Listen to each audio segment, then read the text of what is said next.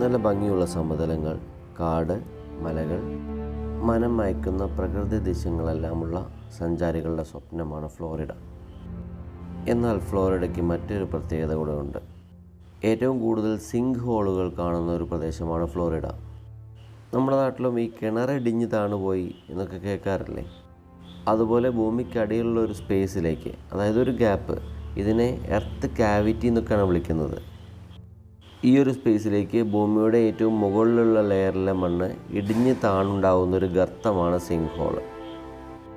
ഭൂമിയിലുടനീളം പല പ്രദേശങ്ങളിലും സിങ്ക് ഹോളുകൾ കണ്ടുവരുന്നുണ്ട്.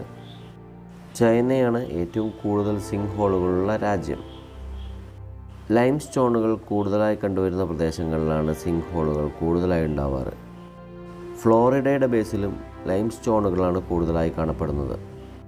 സിങ്ക് ഹോളുകൾ പല രീതിയിലുണ്ട്. നല്ല വലിപ്പമുള്ളതും ചെറുതുമുണ്ട്.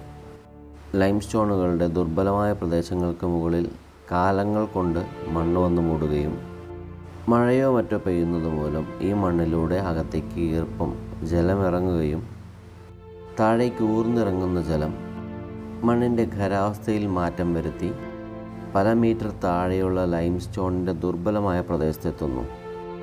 ദുർബലമായ പ്രദേശത്തിനെ നനവ് കാരണം കൂടുതൽ ദുർബലമാക്കുമ്പോൾ മേൽമണ്ണിളകി താഴെയുള്ള ഒരു പള്ളി ഹാളിനോളം വലുപ്പമുള്ള എർത്ത് കാവിറ്റിയിലേക്ക് പതിക്കുന്നു. അങ്ങനെയാണ് ഒരു വലിയ സിങ്ക് ഹോൾ രൂപപ്പെടുന്നത്.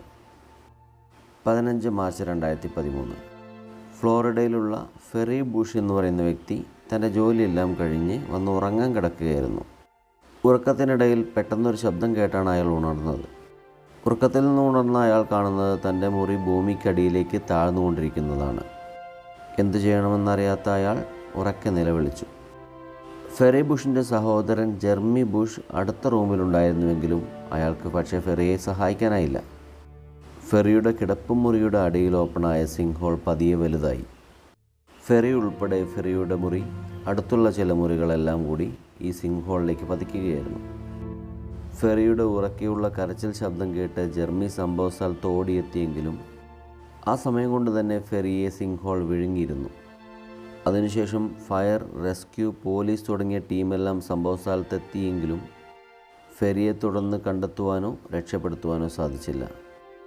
ഇന്നും ഫെറി ഭൂമിക്കടിയിൽ എവിടെയോ അന്ത്യവിശ്രമം കൊള്ളുന്നു. ഏകദേശം 20 അടി നീളവും 20 അടി അകലവുമുള്ള സിങ്ക് ഹോളാണ് അന്നുണ്ടായത്. ഇങ്ങനെയൊരു സംഭവം ലോകത്തിൽ തന്നെ ആദ്യമായാണ് സംഭവിക്കുന്നത് എന്നതിനാൽ തന്നെയാണ് ഈ സംഭവം പ്രാധാന്യമർഹിക്കുന്നത്.